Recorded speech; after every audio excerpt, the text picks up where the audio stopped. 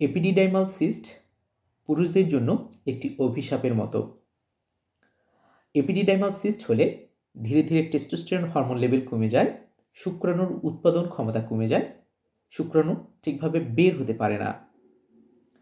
Epididymal cyst এই সমস্যার সমাধানে আমরা হোমিওপ্যাথিতে যে সকল মেডিসিন সাজেস্ট করে থাকি তার মধ্যে রয়েছে অ্যাপিসমেল, ক্যালকেরিয়া কার্বোনিকাম, হেমামালিস, ক্যালকেরিয়া ফ্লর, এসিড ফ্লর ইত্যাদি।